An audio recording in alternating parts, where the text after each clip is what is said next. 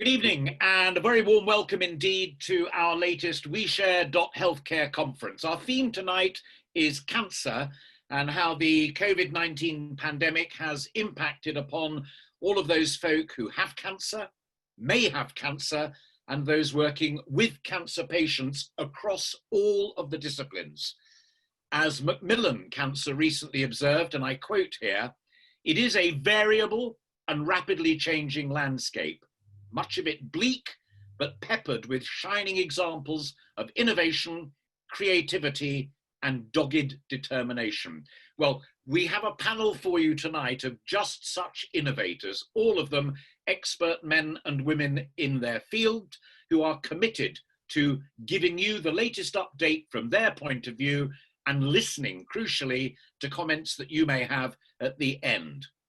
The well-being of patients and health practitioners is a key issue as well. Macmillan again. Many NHS staff are struggling with the psychological impact of the decisions that they have to make with and for their patients because of the disruption that this virus has caused. Well, with issues such as screening, early diagnosis, and with everything from chemo and surgery to palliative impacted, it's hardly surprising that they make that comment. So what's needed, I suggest to you, is a comprehensive and evidence-based plan to deal with the backlogs that are building up right now once the first COVID-19 peak passes, and to see whether any of those make-do innovations that people have been working on these last few weeks actually have some lasting duration and some lasting benefit. Necessity is the mother and father of invention, as they say. Well, let's see if there's anything there that has been done rather than just saving money, but is actually being done to make life better for practitioners and, of course, most importantly, for patients. I'm not going to tell you all of the panel right now, because if you've registered, you know, you've seen the slides and what have you. But I'll give each of them a little introduction as we go along so that you can keep up to speed. And do keep all of those comments coming in, because we've got an expert who is a medic as well, who's monitoring all of those comments and will feed them to me so that when the contributions from the panel are over, I will be able to say, well, person X in location Y wants to know the answer to question Z. So keep that stuff flowing in, but for the time being, sit back, enjoy, and the first 45 minutes or so will be some of the best and the brightest in this extraordinary area of cancer. To get us going, I'm going to invite Edward St John, who is a co-founder of WeShare.Healthcare and is also a breast surgeon and shortly to be a consultant at the Royal Marsden to give us some thoughts to get us underway. So Edward, you're up first.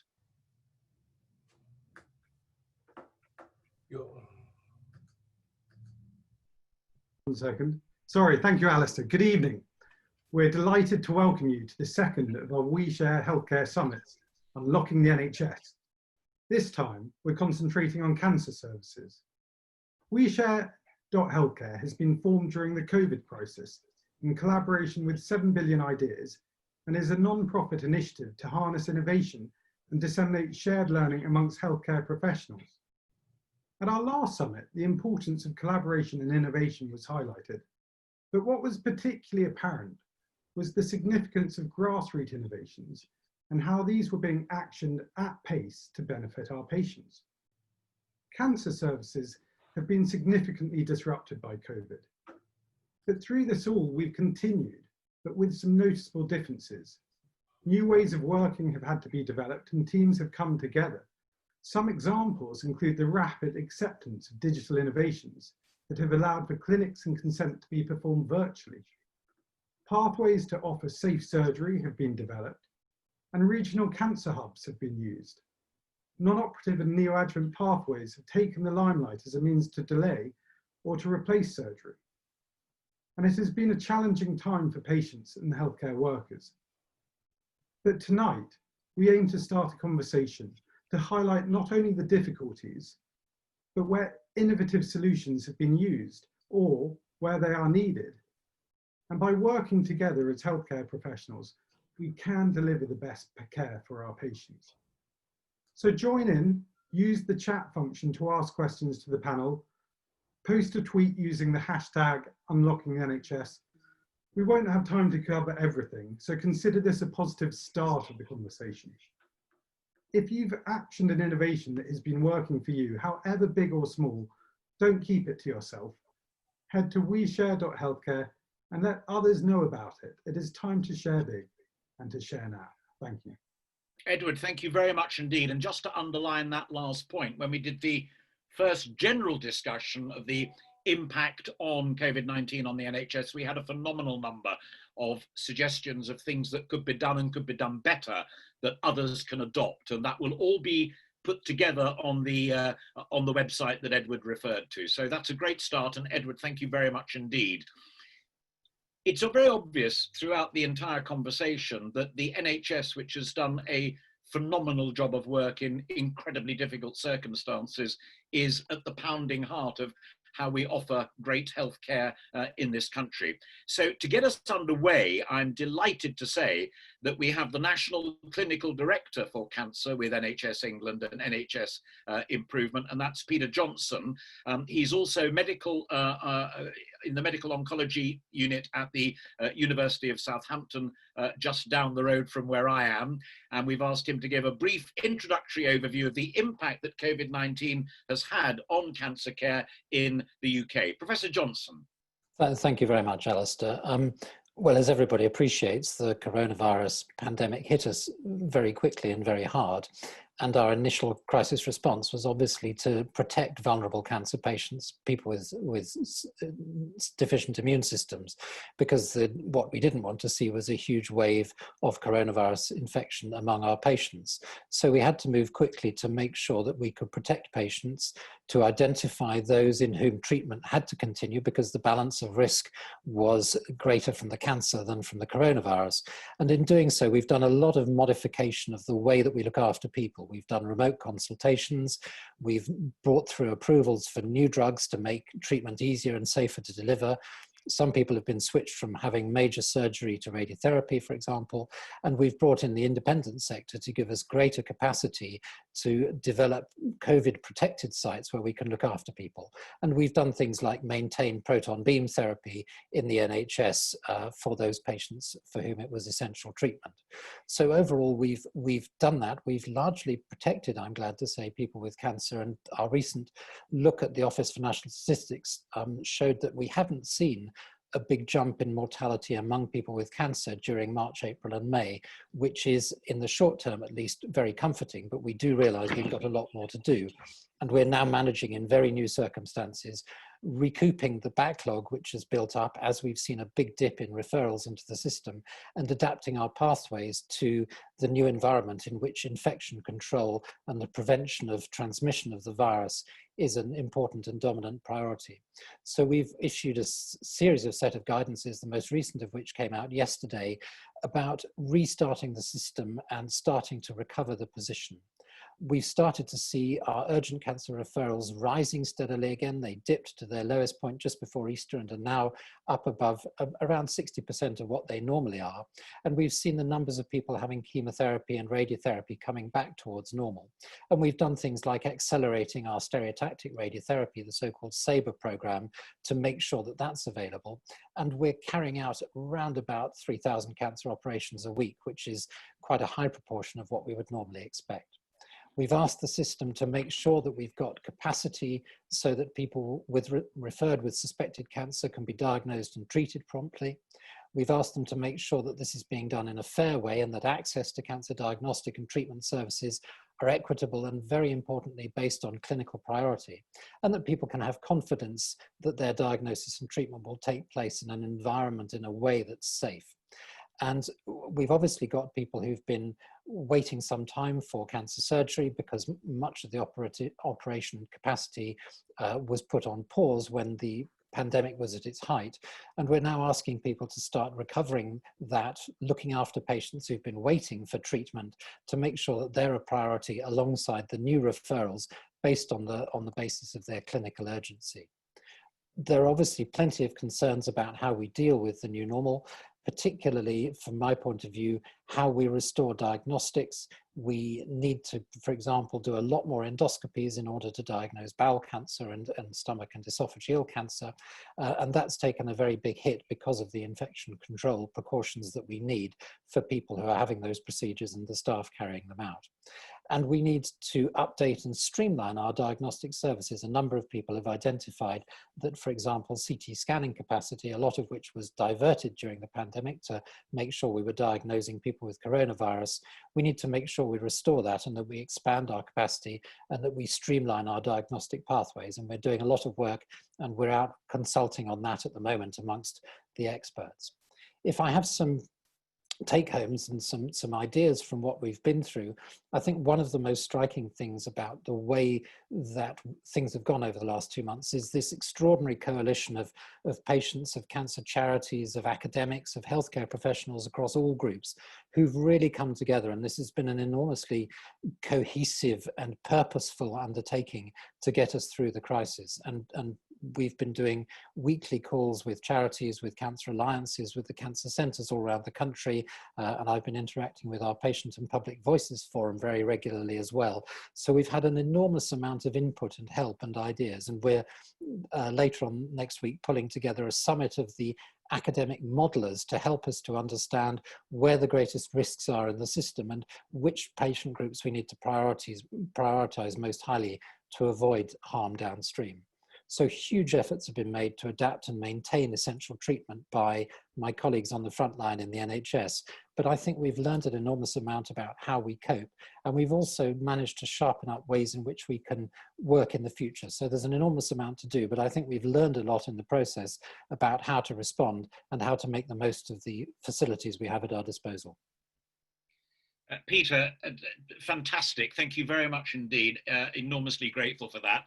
And I'm sure that to come on some of those points that you've raised, but for the time being, I'm enormously grateful. I said at the very beginning that we sought to cover the spectrum of all practitioners, nurses, radiographers, and others that I have not included in that list but are on my list here.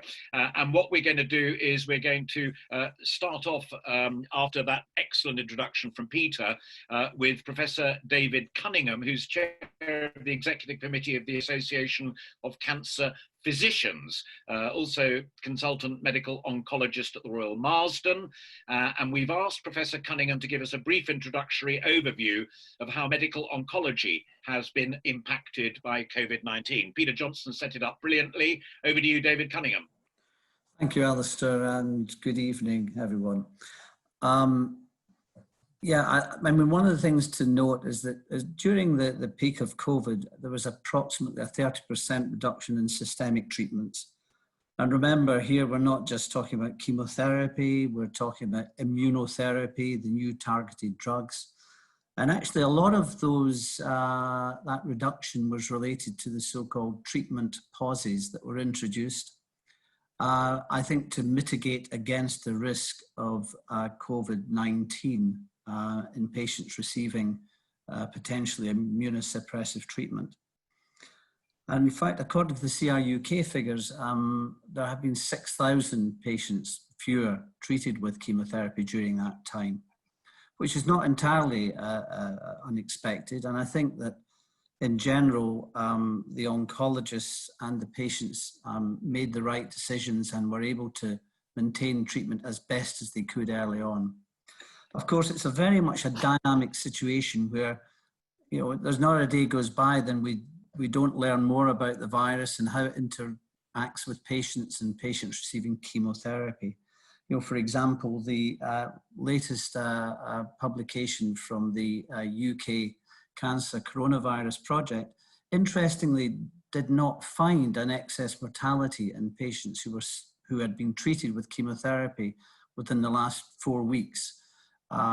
Compared to those who just had a cancer diagnosis. So although we talk about the risks of systemic treatment, we still haven't got a complete handle on that.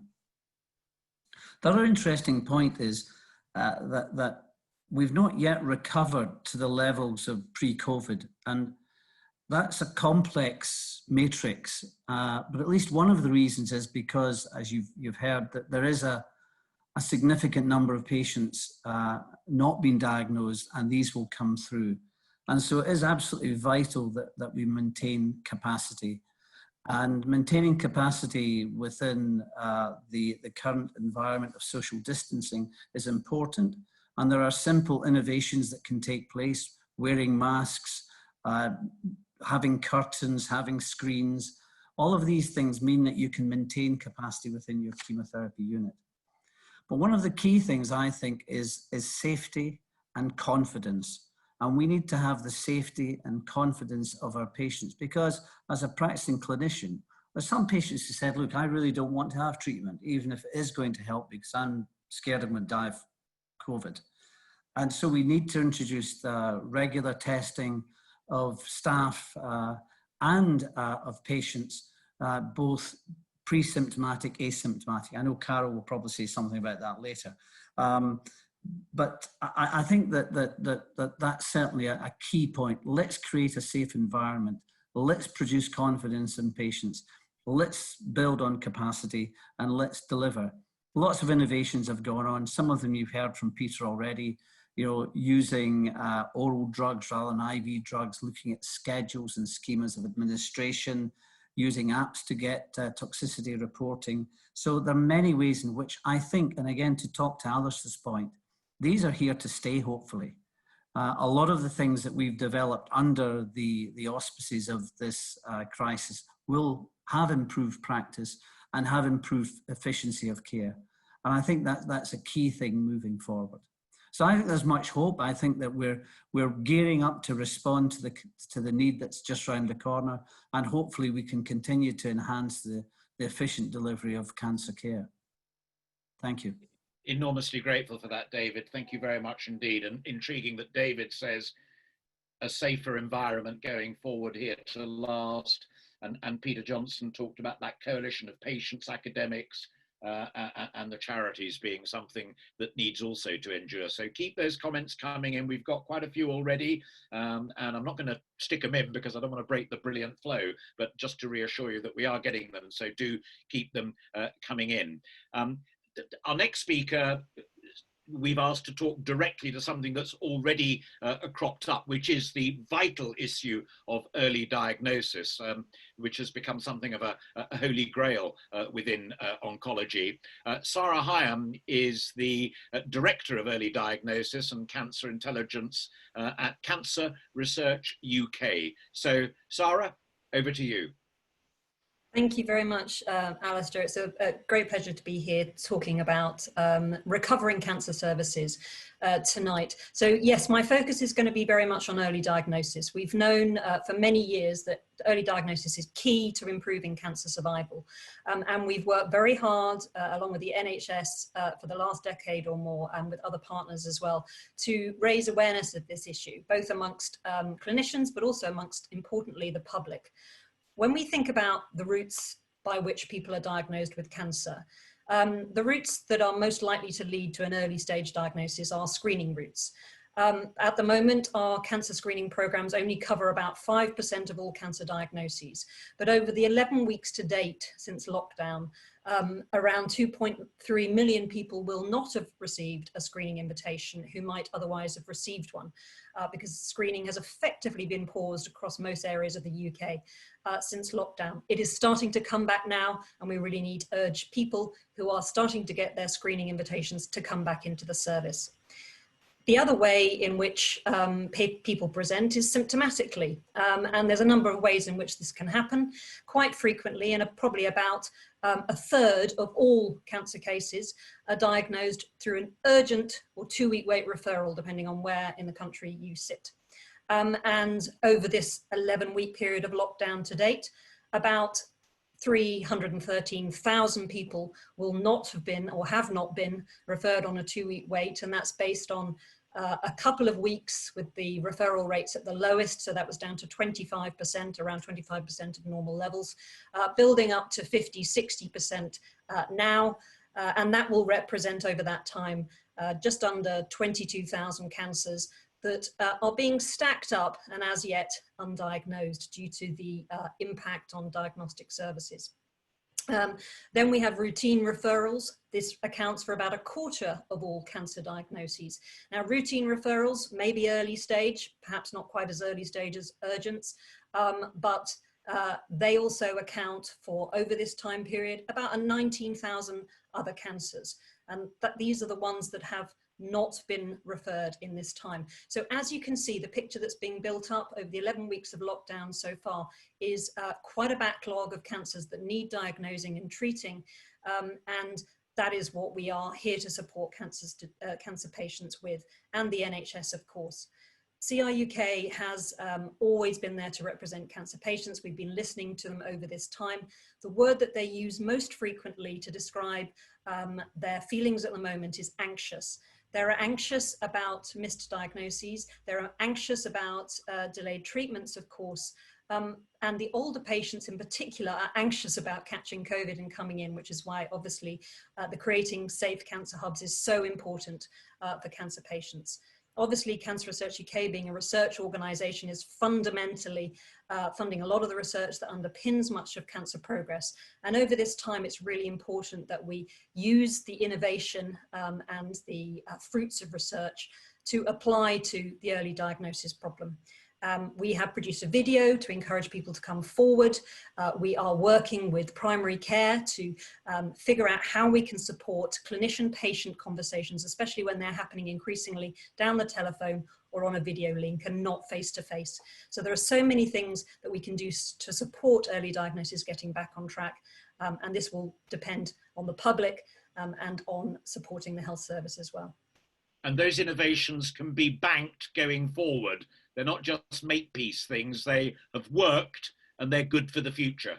They've worked, they're good for the future. Triage tests, for example. And the one thing that I should say we must not forget in all of this is that when crises happen in the health service, it tends to impact on the worse off more. So inequalities tend to widen. We really have to do everything within our power to ensure that those on lower incomes, those with less education, those living in poverty are not,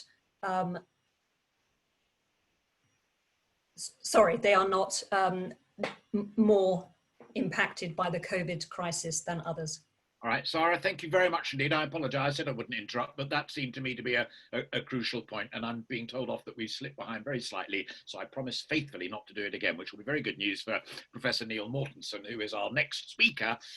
Neil is the President-elect of the Royal College of Surgeons. I underline that because of my point about our conversation being cross-disciplinary. We've asked Neil to give an overview of how COVID-19's affected cancer surgeons and how he and his team plan to recover those services, a theme that's already building up in this conversation. Professor Mortensen, over to you, sir. So, Alastair, thank you very much, and thank you, Peter, for the invitation, and hello, everybody. So, as a colorectal surgeon, I know, and I hope you'll all agree, surgery has an important role in the management of many solid tumours. So when the surge happened, most of surgery stopped. Not all, and we'll come to that later. So it stopped because the capacity went elsewhere, and it stopped because people were terrified of elective surgery patients getting COVID. And in fact, there are now some studies showing that if you are unfortunate enough to contract COVID post-operatively, you may have a mortality rate approaching 20 or 25%. So this has obviously put a big stopper on surgery, which is creating a really pretty massive task. Some recent modelling from a group in Birmingham published in the British Journal of Surgery suggests that about 36,000 patients are waiting for surgery, which has been cancelled for cancer. So we have a backlog. And we're worried that as the patients wait, the cases may become more complex. And Sara has already mentioned those undiagnosed, and with their waiting, those cases may become more complex. So surgery's got a big problem. In a way, an operating team is an ideal incubating zone for COVID. We need a COVID-free patient. We need a COVID-free anaesthetist, surgeon, theatre staff, maybe an ICU to go to afterwards, obviously the nursing staff on the ward, and the diagnostics. And this is all a major, major logistic challenge. We are discussing, and this has already happened in a number of places. For example, the Royal Marsden's been able to do it, and in Oxford, where I am, they've been able to do it. If you have two hospitals side by side, for example, in Oxford, we have an emergency side and we have an elective side. The emergency side has been kept COVID light. So the plan is to develop as many COVID light sites as possible so that we can provide that safe environment, both for the patient and the staff, to come in and have safe surgery. There's already evidence that if you come into that kind of COVID light environment, mortality and complication rates are no greater than they have been before COVID. So here's an issue. We need to have that kind of capacity, and maybe that will be provided by surgeons and staff working more hours, but there's a major, major issue around theatre nursing staff. We may need to keep the independent sector open for longer. And of course, the idea of the COVID light site isn't always possible in every acute district general hospital. And so there may be some very difficult decisions to be made about, if you like, the restructuring of services. So there are some interesting research projects going on, both about the complications of COVID, but also obviously as we use minimal invasive surgery to try and reduce the surgical, if you like, insult. There's a lot of interest in aerosol generating procedures. Do we, when we do, for example, keyhole surgery, generate an aerosol which might spread the virus around? That's just one issue. If we get through a successful operation, where do our more elderly patients go and recover afterwards? A massive issue. If the beds are blocked, then again, that's going to have a huge effect on capacity. And as much has been said already, there is a big issue about patient fear. If patients hear about adverse outcomes related to the virus, they're not going to want to come into hospital. What can we do about the surgery itself? I think there's a lot of discussion about minimizing the surgical insult, but obviously we can't do that overnight. Much of our clinic work is being done by telemedicine now. The problems are formidable, but there has been terrific innovation, there's been great collaboration, and the Royal College of Surgeons has published a recovery plan, which includes lots of the issues I've been talking about, and I'll leave it there for the moment. Thank you. Excellent. Thank you very much indeed, Neil. I'm very grateful for that indeed. So, surgeon's point of view, and we've promised you all along that we will have across the spectrum, and that's a lovely choice of word for my next guest, because it's Dr.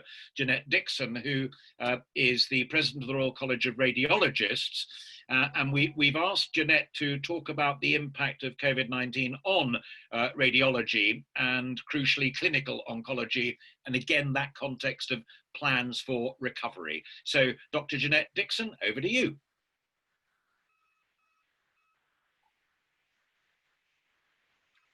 Alastair. There you go. Are you all right? Yes, thanks, Alastair. Thanks very much for that Jeanette, over to you. introduction.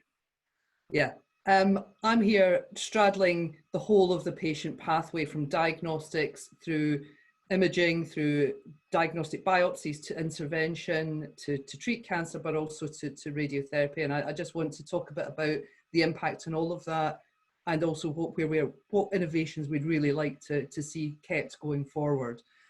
I mean, I think all of us who work in the health service have realised that with the step down of elective treatment, although that has been a major problem in the future, will be a major problem in the future, we've actually now got the diagnostic imaging service that we want. There are no backlogs. The patient has a CT scan, the CT scan report is there and then. We can get patients discharged from ED, we can facilitate discharge from medical wards.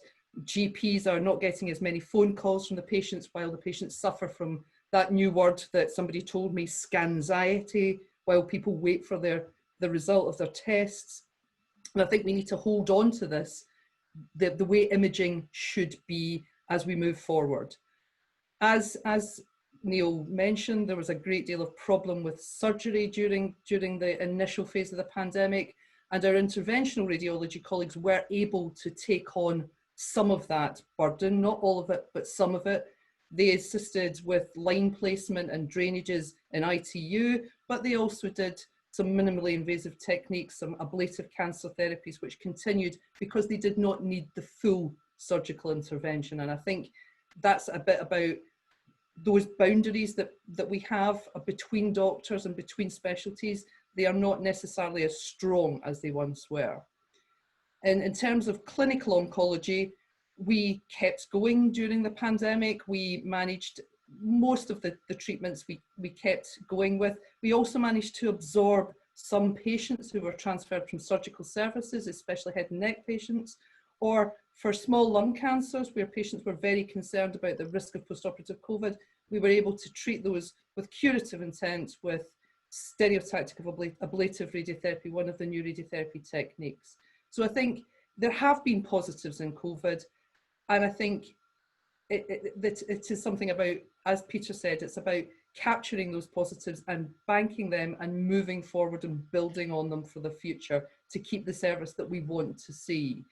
I think for diagnostic radiology, we are well aware that the estate footprint for most radiology departments is small, and about 30 trusts in England only have one CT scanner, so the cold and hot site and the cold and hot areas are not ideal. So we would like to expand capacity, keep initially the independent sector capacity we've had, but also to move into a new model of community diagnostic hubs where patients can go to a COVID-light area and where patients, as you say, feel safe to go and have their diagnostic test. This increases the capacity, it also increases the throughput we can do, and it also supports the re-ramp up of diagnostic services.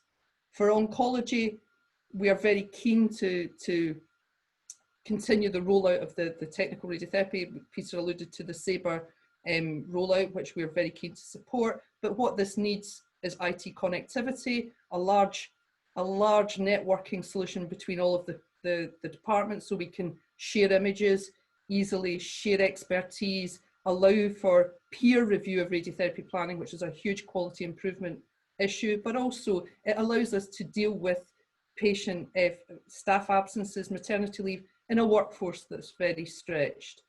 And I think whilst we do want to look at new pathways, we want to look at decision support software to allow us to get the right test to the right person, I think we do also have to talk a bit about workforce, new ways of working, but also expanding the workforce as we go forward. Thanks. Jeanette, thank you very much indeed. Extremely helpful and very comprehensive. I'm most grateful.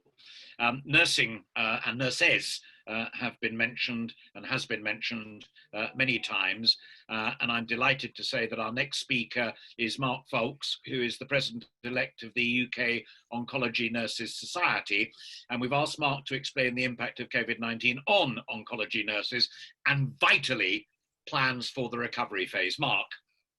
Thanks very much for that introduction, Alastair, and thanks very much for inviting me to be on this panel. So it's really good to be here representing the views of oncology nurses. So the effect of oncology nursing of the pandemic has been extreme. Many of the things that we hold dear as nurses, certainly at the height of the pandemic, was kind of blown out the water, if you like. Things, for as an example, we used to be able to even giving palliative treatments to patients, chemotherapy and immunotherapy, used to giving that with a degree of confidence, even if perhaps the chances of the patient responding were quite low. We knew that we could manage the risk of that with a good chance that they would be okay through their treatment and survive without risk. The pandemic changed all of that to the point where some of our treatments were curtailed. Some of our treatments were not started in palliative settings, and that led to quite a lot of distress and nurses being perfectly placed and having the skills to pick that up. So it was quite difficult when those things changed.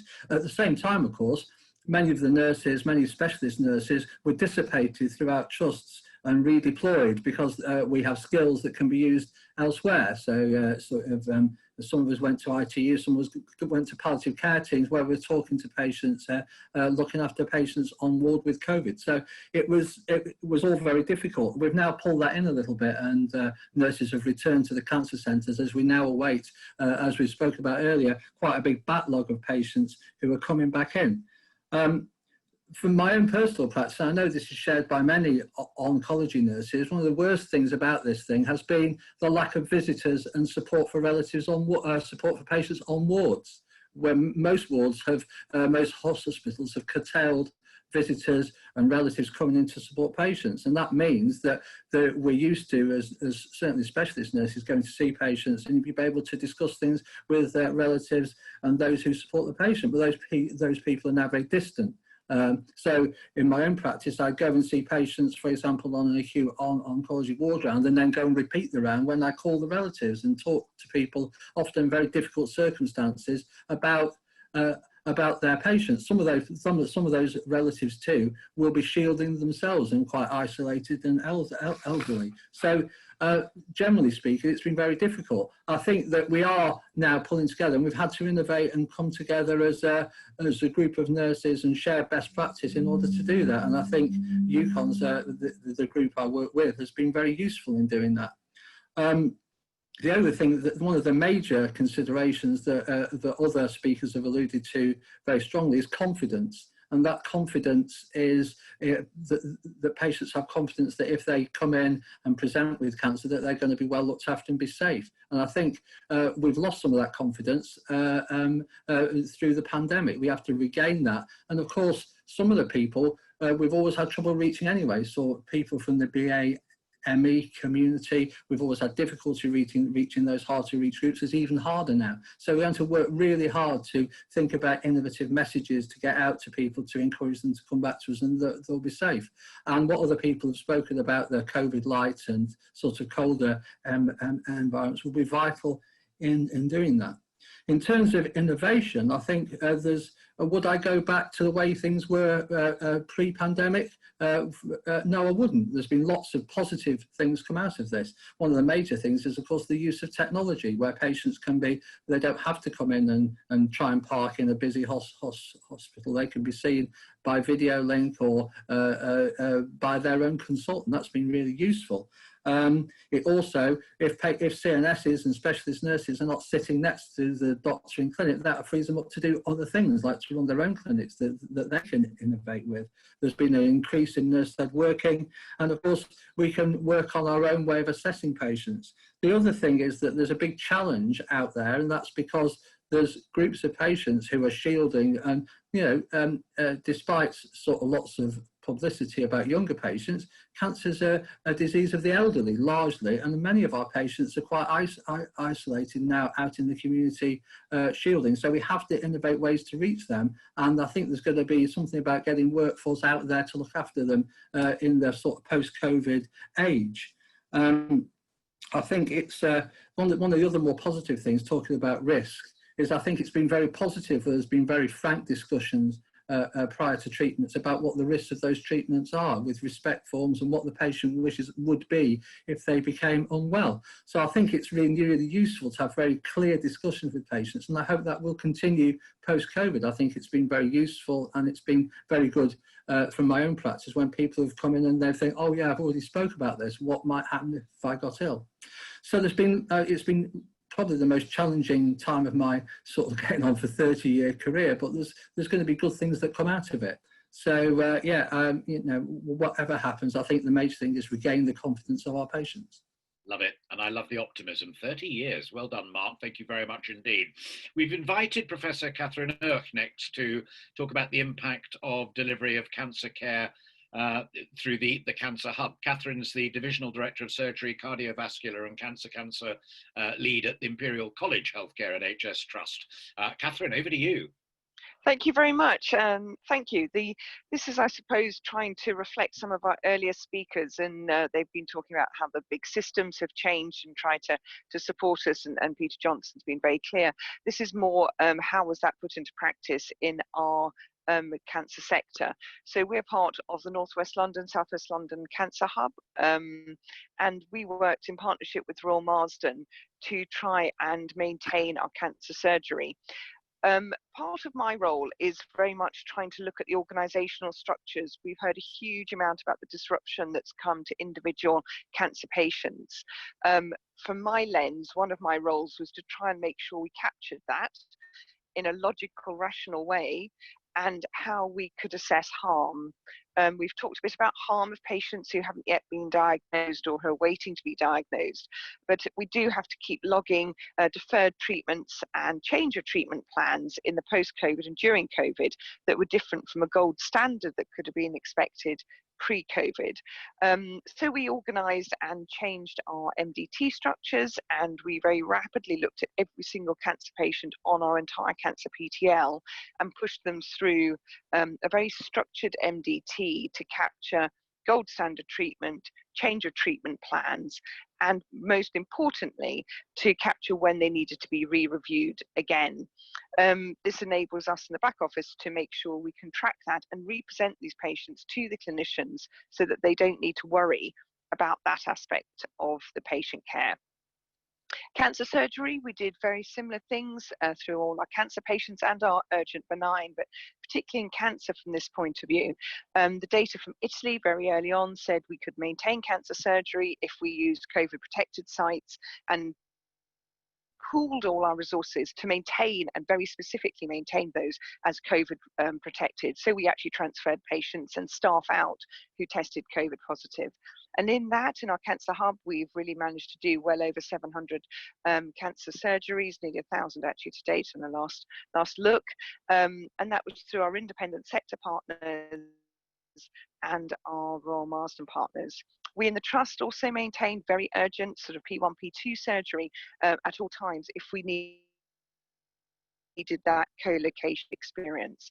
But again, it was that ability to track and log all in a very logical way what was the priority and what were the harm that we may be inducing potentially through the deferred treatment. And that's given us a new matrix. We can track that through our electronic EPR, we track it through Somerset, and it means that we have quite a lot of confidence that we haven't lost any patients who have had a change in treatment plan and that we need to keep revisiting and re-looking at. The real challenge now, as many other people have talked about, is capturing what went well, all our remote working, all our innovative ways of doing outpatients, of reviewing patients, but also trying to now re-stand up our internal systems. And huge thanks to all colleagues who are working on that through Imperial. Oncology pathways seem to be the more simple to stand up. They're a more defined patient group, and we only have 1 or 2 chemotherapy and 1 radiotherapy centre. So it is a much simpler system. However, we do have a tremendous backlog and some very frank conversations about whether the chemotherapy would beat individual patient. In surgery, people have already discussed very complex diagnostic pathways. We do have a backlog of thousands of CT scans and MRIs that have had to be deferred for 3 months. And again, we're going through a priority and harm rating to make sure we are doing the really important ones all the time. But the diagnostic piece is vital, and we need that up and running before we can really turn our surgery on to the highest capacity.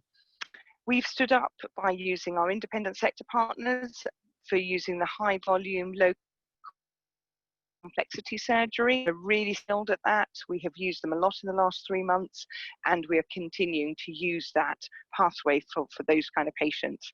And internally in the Trust, we're going to focus much more on high complexity surgical cases that need our coexistent adjacent specialities like ITU or neurosurgery or renal colleagues. So that was our approach to making sure we can stand up, but it's really underpinned by, for us, an innovative cancer harm and priority scheduling matrix, which means we can very easily track and pull thousands of patients through the system and find the ones that need tracking and treating immediately. Thank you. Thank you very much indeed. Our next speaker comes from the Royal Air Force, Wing Commander Marcus Stow. The reason we've asked Marcus to speak to us tonight is that he is also the Chief Operating Officer of JHubMed, which is a unit that exists almost exclusively to innovate. And when I tell you that he was at the heart of the work that was done in the Ebola pandemic, you can see why he is absolutely perfect for tonight's conversation. Marcus. Thank you, Alastair. Yeah, I mean, I'm very honoured to have followed for some esteemed colleagues this evening, and there's some following me on. You'll have to excuse my pragmatism. So I'm a nurse. I've worked overseas with the military many times. I've specialised in command and control of aeromedical evacuation, but also in the building of medical treatment facilities. I was out in Sierra Leone. And so I also work in innovation all day, every day, and we're working on a number of projects that have been repurposed to the COVID crisis. Now, I'm not a cancer expert, but I have spoken to a number of colleagues who are working in this area. I had a really great chat with some friends who are working in the Queen Elizabeth. And what I'm going to talk about for the next 3.5 minutes is just some guiding principles to help those who are trying to restart cancer services. And it's just advice based on my experience, my colleagues. And so, you know, what is the heart of it all? Communication, really, as always, and the military will always tell you that, but comms is the key part to all success.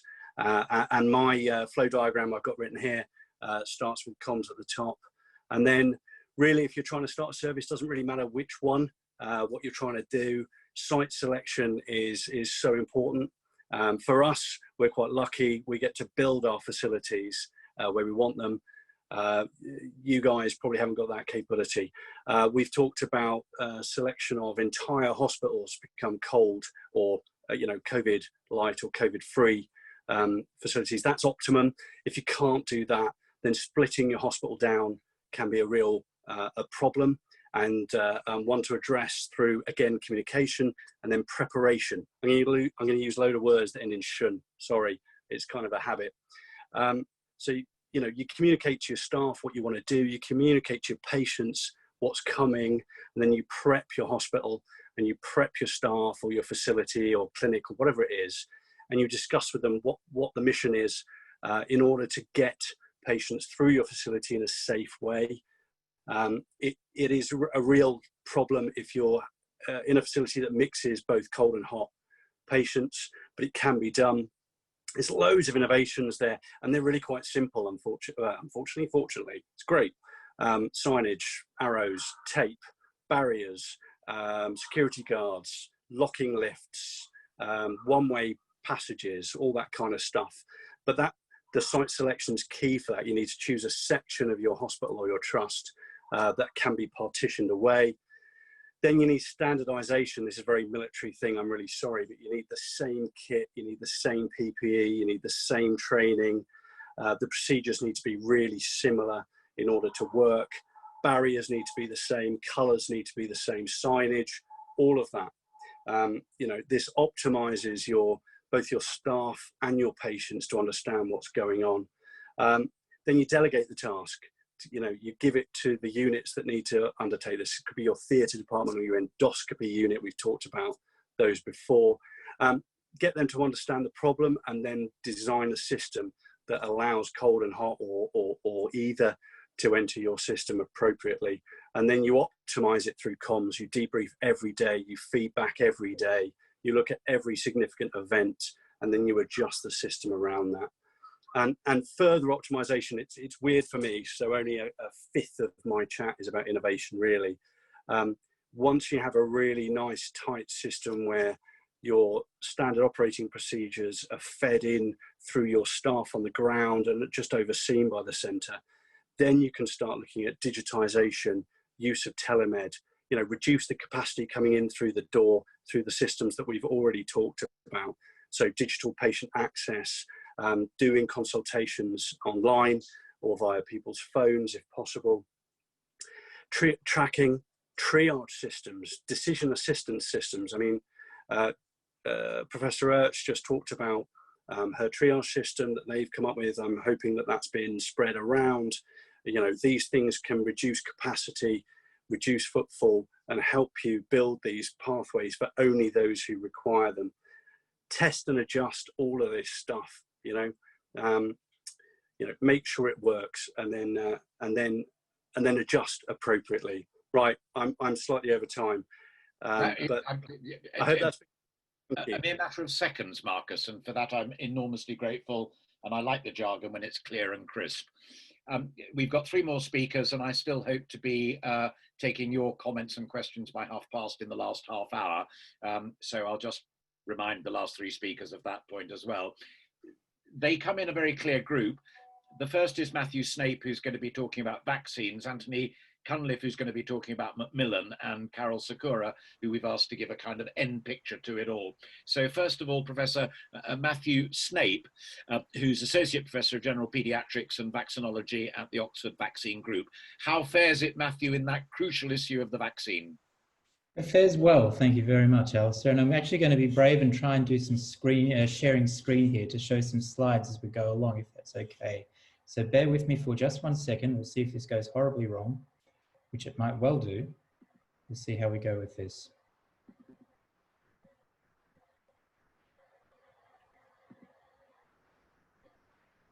Now, can you see that screen? Yes. Okay, so this is, so just to run through where we're up to with the vaccine development.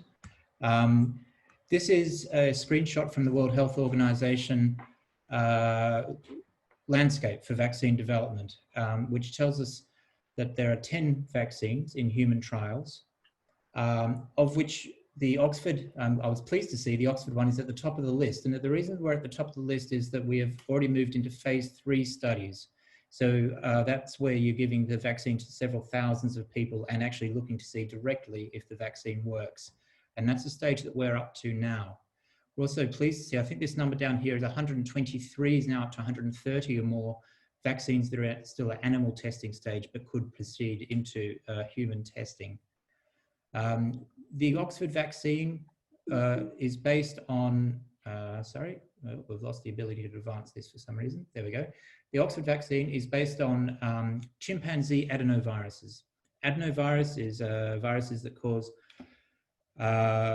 often mild respiratory infections in humans, and they also affect chimpanzees. This particular one is based on chimpanzee adenovirus, which has been modified so it does not replicate and has had genes inserted from the coronavirus so that that will now express spike protein. When it's injected into humans, it will enter their cells, and then those cells will express the spike protein, and then the body will mount an immune response. And a similar vaccine has just been licensed for against Ebola, actually, which we're involved in the development of. This has been tested in macaque monkeys. In panel A up here in the red, monkeys that have received the vaccine versus in the blue that received a control vaccine. And this is in the top left-hand corner of this figure. And with the, you can see this is a clinical score of pneumonia with the days after challenge with a coronavirus. And so we have seen with this, you can see that in monkeys, this vaccine does prevent pneumonia, which is very encouraging and provide the reassurance to go on to studies in humans, which we have done. So the first dose was given on 23rd of April in the phase 1 study. That enrolled 1,000 participants, 18 to 55 years of age, half of whom got the vaccine and half got a control vaccine. And that study is fully enrolled and they're now being followed up. And we've moved on to phase 2 and 3 study, which is enrolling 10,000 participants, predominantly healthcare workers in the 18 to 55-year-old age group. And this will also go up to 56 to 70-year-olds and those over 70-year-olds as well. Again, half getting an active vaccine and half getting a control vaccine. And this enrollment's going on. Actually, I've listed some sites here, but there actually it will eventually be over 18 sites across the UK. And it's going at great speed, and we expect enrollment to complete within the next few weeks of those 10,000 participants.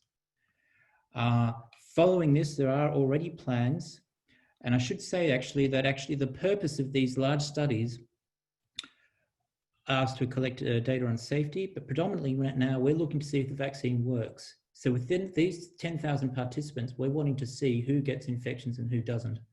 we're hoping to see, obviously, fewer infections in those that have received the COVID-19 vaccine versus those that received the control vaccine. So that is very dependent on how many infections these 10,000 participants get. In order to optimize our chance of getting a signal of reduced infections, we're now opening a study in Brazil, which we should be opening within the next few weeks.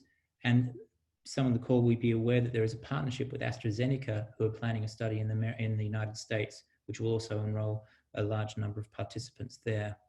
So that's just a very quick outline of where we're up to. I'll stop my screen sharing for a second if we can get this working. And so it has been, the rapidity of this is extraordinary, going from the first dose in late April to now at the start of June, being well on the way to enrolling 10,000 participants to a phase 3 study and expanding internationally. It has been extraordinary. It's been extraordinary effort from the team here at the Oxford Vaccine Group, amongst the doctors, nurses, investigators, and of course all the sites that are working around the country. Some will have seen in media reports that we hope to have the vaccine available, potentially available for use in September or from there on in. The scaling up of manufacture has already started, so that if the vaccine were to be shown to work, we would be having millions of doses available towards the end of the year. And some may have read in the paper recently that AstraZeneca actually are committing now, following a partnership with SII in India, up to 2 billion doses being available should the vaccine be shown to work. So I think the team here are pushing this along as fast as we can while keeping within the regulations and safety reviews as appropriate. Thank you for that, Matthew, for the presentation and for the work that you and the team are doing. Literally vital. Our penultimate speaker is Dr. Anthony Cunliffe, Joint National Lead at Macmillan, GP advisor as well. And we've asked Anthony to explain the effect of COVID-19 on his patients as a GP, but also on the Macmillan charity. Anthony, how fares it?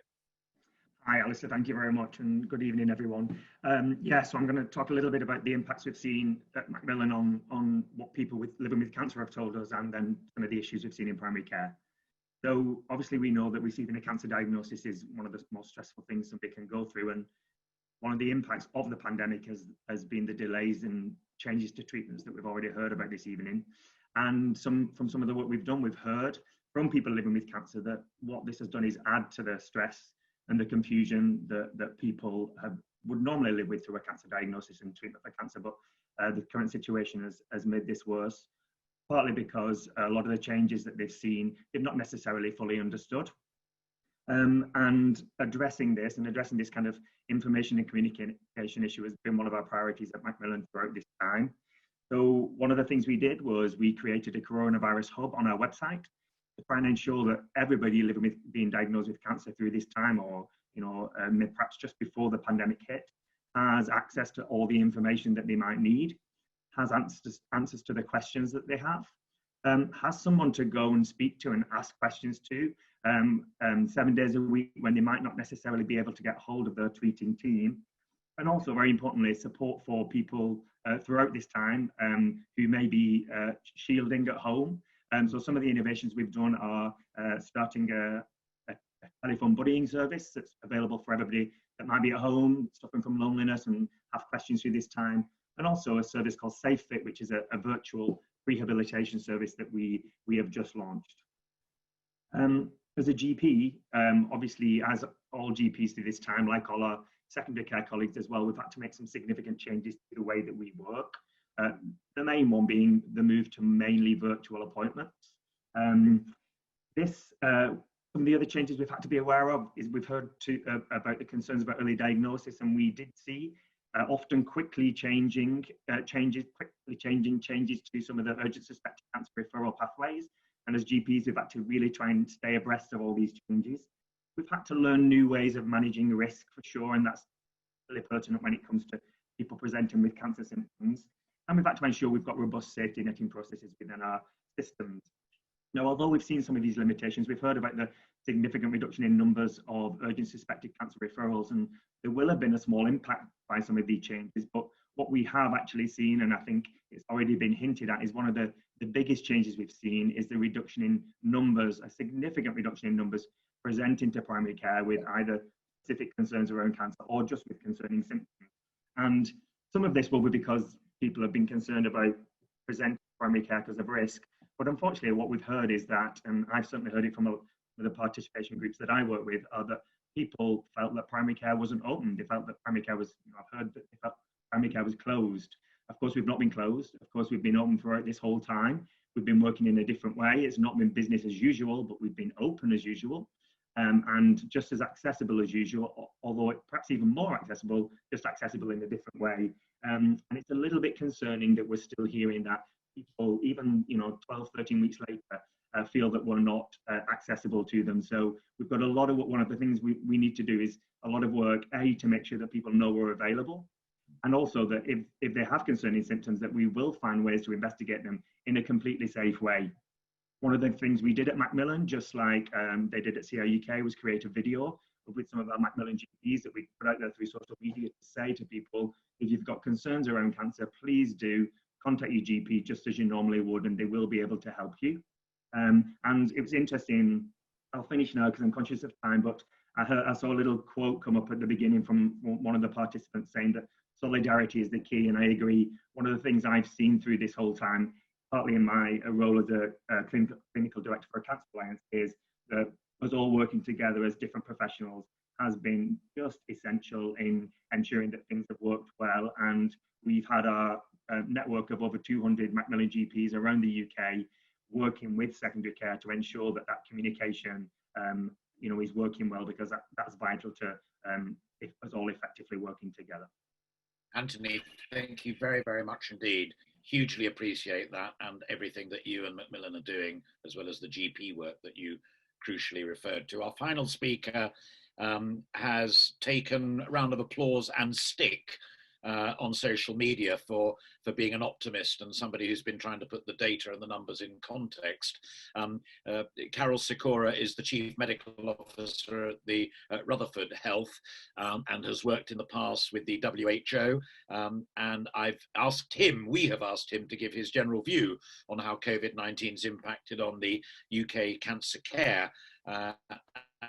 And also, I haven't told him I'm going to say this, but also one or two take-out points from what colleagues have said. And then after Karol's spoken for 3 or 4 minutes, we'll be straight into your questions. Karol.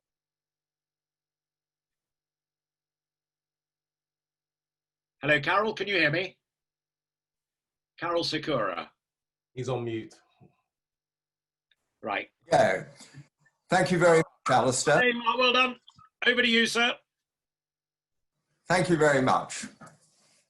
Basically, we've all said this was going to be bad, and I'm not reassured by what I've heard.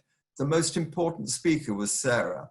She tells us how it is in terms of the number of 2-week wait referrals and cold surgery referrals. It's not started yet. Some of these patients have been delayed more than 11 weeks. Stage shift upwards is inevitable here. We've got to get going faster than we are. The 5-point plan that I would come up with is, number 1, get some COVID-free centres. Make sure every cancer centre, someone takes a temperature at the door, someone takes a history, and if possible, weekly testing with PCR. The Premier League have done it, we can do it. The second thing, let's monitor cancer biopsies. They're the harbinger of what's to come. If you go around Imperial, which I did last week, to the lab, if you go around the private clinics in HCA in Harley Street, you can look at the fall off of total biopsy rate. It is very low, 8% of what's normally comes through in April, 12% in May. We don't know what June's figures are. The third thing, use all available capacity, just as the surgeons have done. Use the private sector. There are 27 radiotherapy private centres in the UK now, and there are 30 on top of that that can do chemotherapy only. So you've got 60 locations, more than that, that you can deliver if you organise them locally in a coordinate way. The fourth thing is coordinate the patients in some sort of regional manner, both coordinate and to abbreviate with accelerated programs of both chemotherapy and radiotherapy.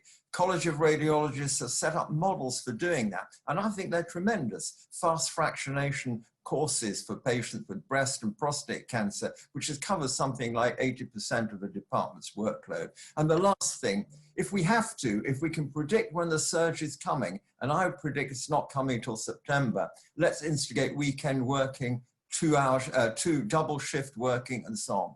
We've got to do this together. Solidarity, as we've heard, is the absolute key. But it is a problem. The NHS did so well with COVID, it can do as well with cancer. But we have to get going this month in June. Otherwise, it'll be a catastrophe as we move forward. So no time for complacency. We all have to move forward together. Thank you very much. Karol, thank you very much indeed. I've got a lot of questions that folk have asked. I'm going to come, first of all, Peter Johnson, wearing your hat as the clinical director. A point that's come up in various ways from lots of folk, and Karol kind of nodded to it there at the end. Does NHS actually impede what the rest of this team and your good self are trying to do, limiting activity and investment to COVID-19 and what have you? Has the time come for the NHS itself to unleash these good men and women a little more?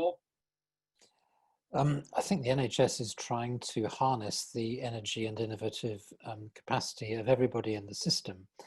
And one of the great advantages we have in cancer is we have these cancer alliances which work across healthcare systems in local areas to try and maximize the available capacity. We've all heard that things like surgical capacity, diagnostic capacity are constrained as a result of the coronavirus pandemic. But actually what our alliances are able to do, working through things like the cancer surgery hubs, is try and match up the capacity we have to the demand that's in the system. Now, that's moving ahead and that's developing across the whole of England. We are doing it for surgery and that's proving quite effective, and the volumes of surgery are progressively going up. We also need to do it for diagnostics to make sure, as many people have said, that we have environments that people are confident going to get things like scans and endoscopies, and to try and designate protected sites. Bring Catherine Urch in at that point then. Catherine, does what Peter was just saying ring a bell for you? Are you being able to, with your new innovation, new hubs and what have you, being able to break through the old barriers and get the job done? I think a lot of what Peter was saying is true, actually. I mean, I think it's up to us, though, to make sure we organise and take advantage of being able to organise regionally. Our cancer diagnostic and surgical hubs have been amazing, and we would not have treated anybody without them, without a shadow of a doubt. We had a very well-functioning cancer alliance pre-COVID. I think one of the lessons I've learned hugely in the organisation is if it functioned well before COVID, you could ramp it up and really use it to its full expertise and delivery power during COVID. If it didn't function before COVID, you'd be hard pressed to stand it up in that sort of time. So we've used it well, but I think it's got a lot further to go in the post-COVID world. Okay, I've got 22 minutes left, so I just want to push it forward again. I've got a lot of questions from folk who are concerned about virtual consultations. Sara Hiom, are they safe? Sara, can you hear me? Yes, sorry, just grappling with the mute button. Are virtual consultations totally safe? That's what folk are asking. We need to do more research to understand how to optimise the virtual consultation, but there's no reason to believe that they are not safe. Certainly, it's safer in a high COVID environment to have a teleconference or to have a telephone call with your GP, especially if you're being put off coming to the physical place. I think increasingly we're actually going to be using or seeing teleconferences and telemedicine used in the health service, and one hopes that this will make it much more effective and time effective. Certainly, if we can move to many surveillance mechanisms that don't require the patient either to come onto the hospital site, grapple with parking and all the rest of it, and do these appointments by telephone or by video link, that would be fantastic. I think also increasingly we might see this happening between primary and secondary care colleagues and intercollegiate conversations as well happening in this way. I think if COVID's taught us one thing, we can operate reasonably well virtually when we used to always insist on having meetings face to face before. Thank you very much indeed. Inconsistent messaging of shielding. A lot of people have come in, family and terminal patients not getting the communications that they deserve. What can we do to resolve that? Mark? Yeah, there's been quite a lot of difficult messages around shielding. I think it's when things were done very quickly at the height of COVID, a lot of people got shielding letters who probably shouldn't have got them, and then there was an issue with some people who felt they should be shielded not getting them. And I think there was a lot of work done locally and a system set up by which you can register yourself, and a lot of particularly nurses, clinical nurse specialists and specialist nurses were able to help with that. So there is ways around it, but it is very distressing to be given mixed advice. For example, in some patients who had finished chemotherapy 7-8 years ago were sent letters by accident. So it can be quite distressing. And then patients who were having like treatment for brain tumours with chemotherapy weren't given letters. So it's a bit of a mixed bag. But I think what we can do, we have proved that we can problem solve around this issue, in as much that if you do things quickly and try and protect people, sometimes it doesn't go that well. You know, I think absolutely. You have to be able to respond. Spinning off from the back of that as well, a lot of questions coming in about mental health. I mentioned it at the very beginning, the mental health of health practitioners having to deal with this, but also folk who've got the ailment or have missed appointments and so on and so forth. Anthony Cunliffe, the mental health of people trying to do the job of work, and I'm conscious that you have a GP hat and a Macmillan hat. Are we aware enough to those problems? They're quite subtle.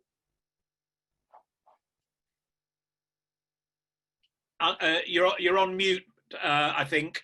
Sorry. There you go. Start again.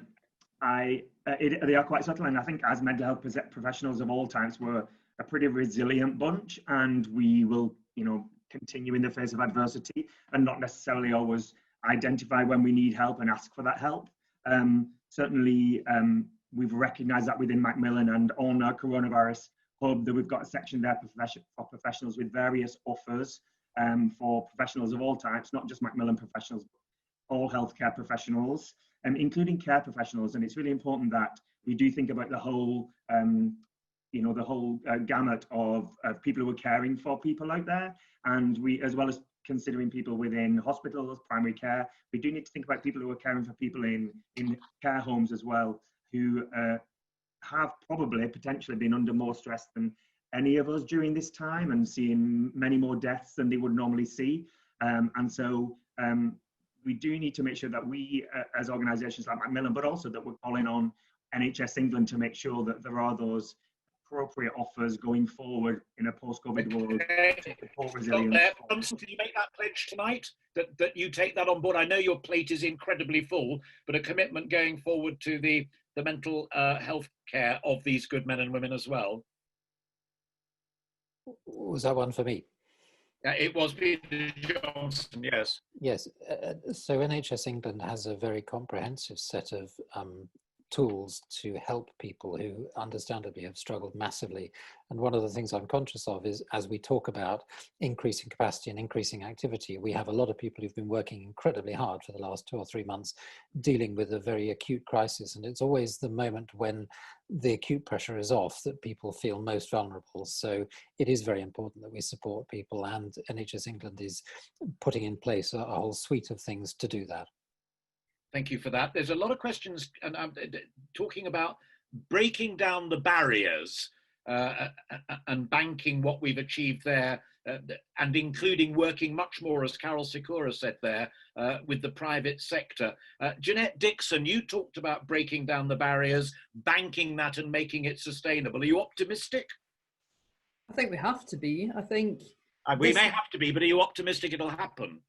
Yes.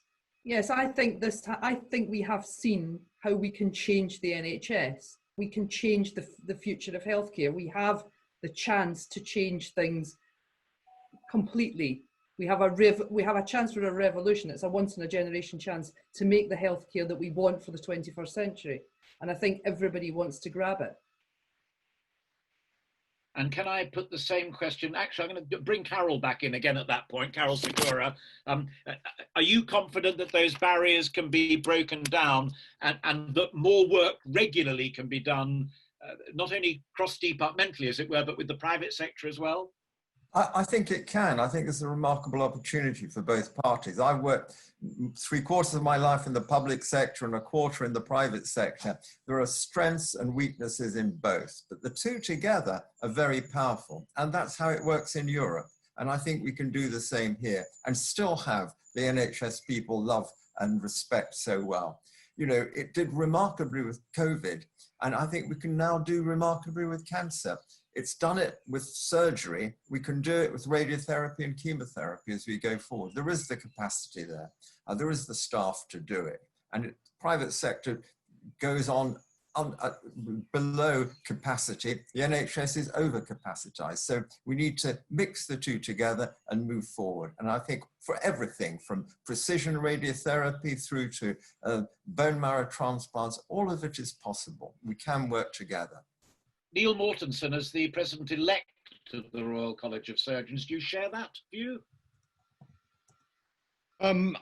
To a degree. I think part of the problem is this is taking a rather London-centric, if you like, emphasis. So I think some of these cancer hubs and the use of the private sector and so on is all very well in London with huge capacity, and it may be true in other major metropolitan centres, but it's much more difficult in smaller places. As we've heard, in smaller places which don't have 2 sites, you might have to divide the site in 2 and have a red and a green zone and so on. The local private hospital may be very small, may not have any kind of facilities for any sort of major surgery.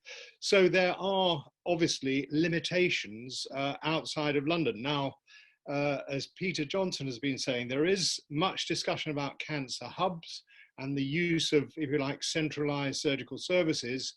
But of course, again, in smaller places up and down the land, there are huge, if you like, political issues there as well. Patients having to travel a long distance, the staff having to travel a long distance to provide the service.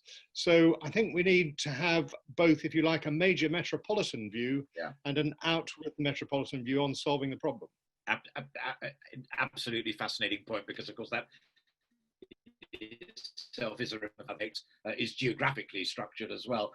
David Cunningham, with the physician's hat on, get a comment on the same point? I mean, I can remember years ago when Alan Milburn said, you know, the relationship between the public sector and the private sector on its hand, but that was very much about reducing waiting lists. And hey, lo and behold, that's one of the themes we're trying to address tonight. You comfortable with that?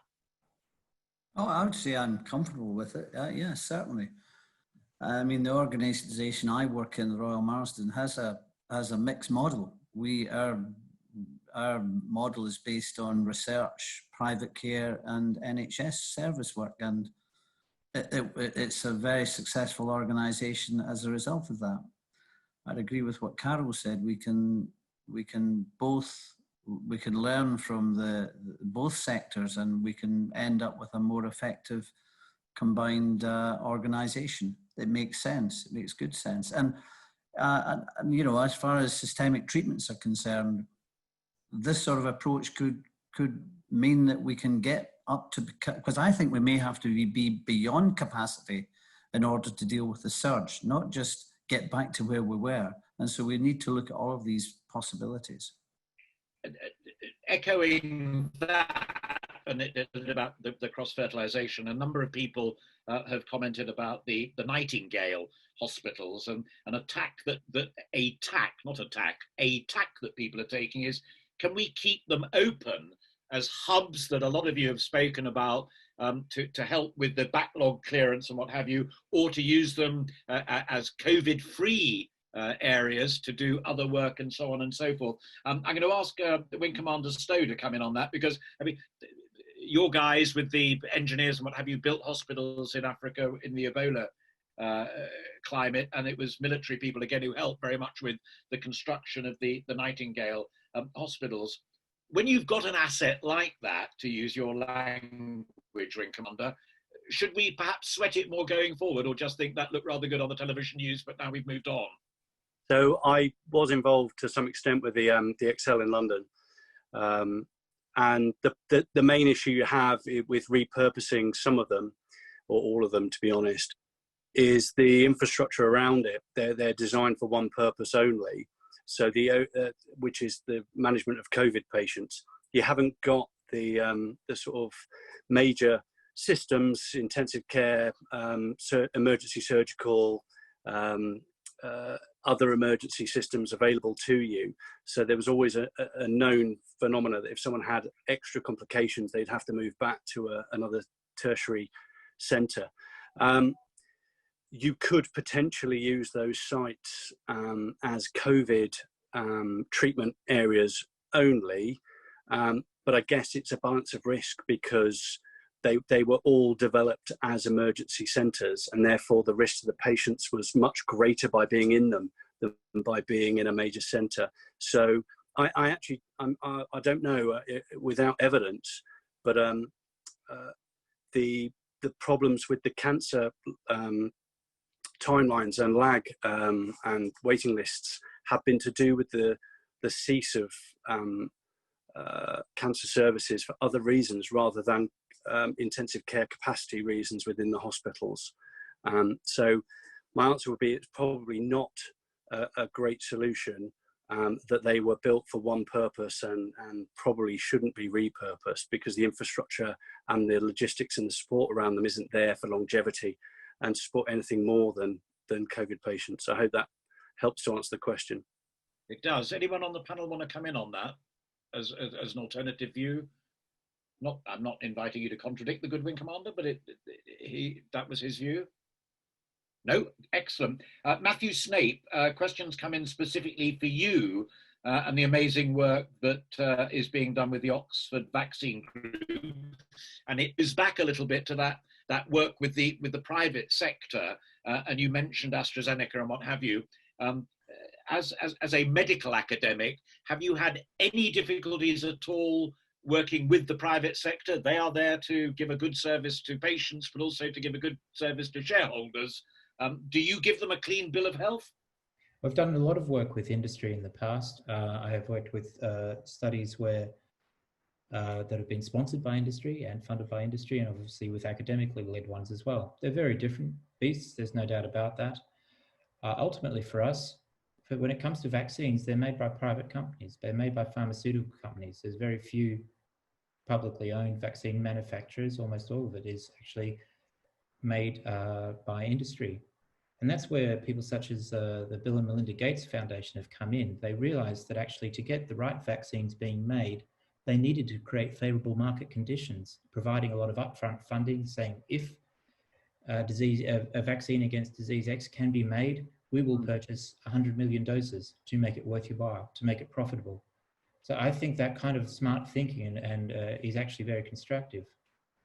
We, in terms of the AstraZeneca thing, we're running this study ourselves.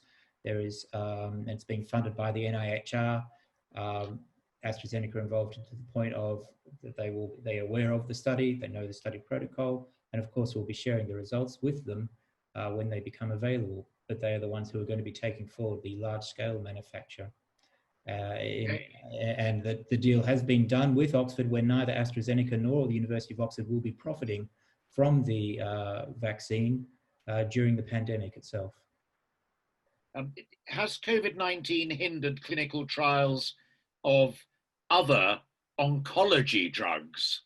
I'm not sure who that might be. Bid Cunningham, can you help me on that? Yeah, I mean, I think that this is actually one of our big concerns in cancer medicine. Quite a few people have asked about it. Yeah, understandably, the priority has been COVID research, and a great deal of other research has been paused, and that includes cancer research.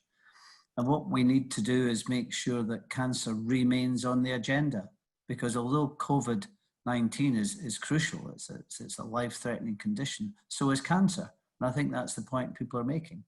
So it needs to be kept on the agenda, and we need to open up the national trials, not just the COVID trials, but the cancer-related trials, During this period, we've also initiated a number of studies at the Royal Marsden, which may also relate to COVID, i.e., for example, using circulating tumour DNA to diagnose cancer in patients who can't have an endoscopy because of the limitations in endoscopy. So we can use those technologies that we have in other areas of cancer to apply directly to COVID and have COVID cancer research. But we still need to carry on the fundamental cancer research, Alastair. Okay. We've got 5 minutes left, and I want to use the last 5 minutes, as it were, to talk slightly more about what you yourselves do, but also the brilliant men and women in your teams. A number of people have said we were already underfunded, and we've been asked to do a lot more. Will underfunding be addressed once this is over, as it were? That's a very glib and not elegant way of putting it, but that's basically the question. David, do you sense that sorry, Peter, I do beg your pardon, Peter Johnson, do you sense, talking to your fellow managers in the NHS, but also people like Matt Hancock in government, that this has really been a kind of a wake-up call of it deserves and the public want the best possible funding, but also, hey, we've got lots of ways of innovating and get a bigger bang for our buck, as it were? Yeah, I think the pandemic itself has made the case more eloquently than any of us have ever managed for the fact that we need a properly resourced healthcare system that can cope with the things that life throws at it. There is a lot of discussion at the moment about what we need to invest in order to recover the situation and to get back on our feet and to develop the capacity, particularly in things like diagnostics and treatment, that we're suffering with at the moment. And I know that over the next couple of months, the government is going to think very hard about what it can do to make sure that we recover as quickly as is possible from the situation that we're currently in. All right, Sara Hiom, 20 years you told us at the beginning with Cancer Research UK. Do you see it as a tipping point in attitudes and investment? I've really got to hope it is. I mean, if COVID hasn't shown the government and hopefully all of the public that didn't realise it before how critical the NHS and clinicians are in this world, and experts and scientists too, then I don't know what will. One has to really hope that everybody's got the message about the crucial importance of health workers and how they need to be, supported, looked after, remunerated in every which way. I think also the innovations that we have seen, the sheer determination and dedication of doctors and nurses across the NHS has just been so admirable that we need to be now there to support them. And I just hope that the government is listening, that the government will not let this pass once COVID hopefully leaves us.